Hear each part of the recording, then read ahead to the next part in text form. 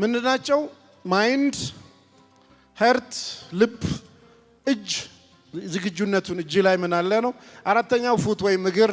እነዚህን አራቶች ከአድካር ቼንጅ ሞዴል ጋር ያይዤ በለውጥ መንገድ ለማየት እንሞክራለን። አንድ ሰው በህይወት ዘመኑ ሊለወጥና ስኬታማ መሆን የሚችለው ምን ሲያሟላ ነው የሚል ላይ የተለያዩ ጥናቶች ተደርገዋል። የተለያዩ ቼንጅ ማኔጅመንት ሞዴልስ አሉ። ከነዚህ መካከል አንደኛው አድካር ቼንጅ ሞዴል ይባላል። አድካር ቼንጅ ሞዴል በግለሰብ ደረጃ ለውጥ እንዴት ይምጣ የሚለውን የሚያስረዳ ፍሬምወርክ ነው። አድካር ቼንጅ ሞዴል የእንግሊዘኛ ቃላቶች ስብስብ ነው። ኤ ዲ ኬ ኤ አር ማለት ነው። ኤ የሚለው አዌርነስ ግንዛቤ የሚለውን ሲይዝ፣ ዲ የሚለው ደግሞ ዲዛየር የሚለውን ይይዛል። ኬ ደግሞ ናውሌጅ ወይም እውቀት የሚለውን ሲይዝ፣ እንደገና ኤ ደግሞ ኤቢሊቲ ችሎታ የሚለውን ነው። አር ደግሞ ሪኢንፎርስመንት ማለት ነው።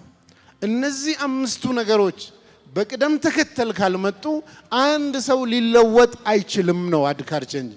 አምስቱም መኖር አለባቸው፣ በቅደም ተከተል መኖር አለባቸው ነው አድካር የሚለው። ምን ማለት ነው? ኤ ማለት ግንዛቤ አዌርነስ ማለት ነው።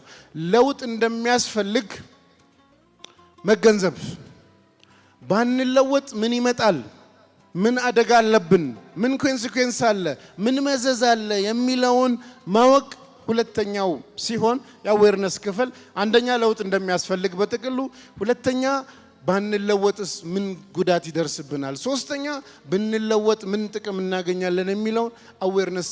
እነዚህ ሶስቱ አሉ። ቀጥሎስ ምንድነው? በሁለተኛ ደረጃ አዌርነስ ወይም ግንዛቤ በቂ አይደለም። ምን ያስፈልጋል? ፍላጎት ያስፈልጋል፣ ዲዛየር ያስፈልጋል። ዲዛየር ከሌለ አንድ ሰው ካልተፈለገ አሸናፊ መሆን አይችልም፣ መለወጥም አይችልም።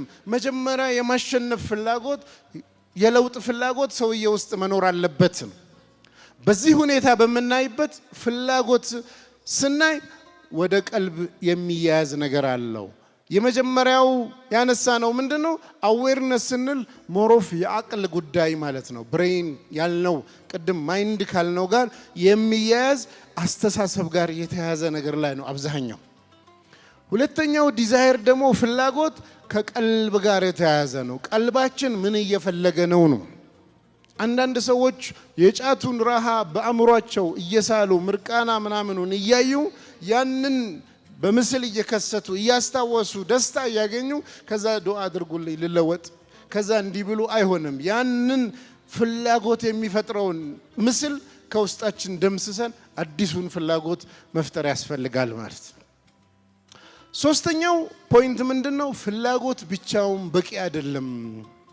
ቀጥሎ ምን መምጣት አለበት? ኬ ምንድነው? በእንግሊዘኛ ሲጻፍ ናውሌጅ በኬ ነው የሚጀምረው። ስለዚህ እውቀት ያስፈልጋል። ያለ እውቀት ለውጥ የለም፣ ያለ እውቀት ድል የለም። ለምንድን ነው? ወዴት ነው የምንለወጠው? እንዴት ነው የምንለወጠው? እንዴት ነው የማሸንፈው? ምን አድርጌ የሚለው እውቀቱ ከሌለ ዝም ብሎ ፍላጎት ብቻ ከሆነ ትርጉም አልባ ነው የሚሆነው። ስለዚህ ምን ያስፈልጋል? እውቀት ያስፈልጋል። እውቀትም ስንል የአቅል ጉዳይ የማይንድ ጉዳይ ይሆናል ማለት ነው። ከእውቀት ቀጥሎ የሚመጣው ምንድነው? ኤቢሊቲ ነው፣ ችሎታ። ሰው ይሁንን ነገር ማሸነፍ ችሎታ ይጠይቃል። ችሎታ ዋጋ ትከፍላለህ። ያኛው ወገን ያጠቃሃል፣ ይፈትነሃል። ነፍስያ ከውስጥ ጎሰጉሳለች። የተለያየ ቁስቆሳ፣ የተለያየ ጥረት ከተቀናቃኝ የሚወርድብህ የስም ማጥፋት ዘመቻ ሊሆን ይችላል። ጠልፎ የመጣል ሊሆን ይችላል። ኤኒቲንግ የማትፈልገው ኔጌቲቭ፣ ያንን ችሎ ማለፍ ይፈልጋል። ለውጥም ጋር ስንመጣ ኤቢሊቲ ያስፈልጋል፣ ችሎታ። ችሎታን ስንመጣ አንደኛው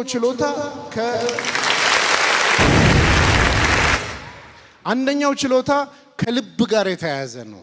ልባችን በዛ መልኩ በተለያየ መልኩ ተድሪብ ጥረት ወይ ትሬኒንግ አድርጎ ወይ ልክ እንደዛው ተርቢያ አግኝቶ ልባችን ላይ ሬጂስተርድ የሆነ የተመዘገበ ያስፈልገዋል።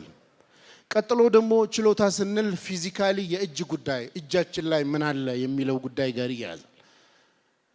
እውቀትና ችሎታ መሃል ምንድነው ያለው ልዩነት? አንዳንድ ሰዎች ማወቅን እና መቻልን እኩል አድርገው ያያሉ። ማወቅ መረጃውን አእምሯችን ውስጥ መመዝገብ ሲሆን መቻል ግን በተግባር ተለማምዶ ነገሩን ማድረግ መቻል ጋር የተያዘ ነው።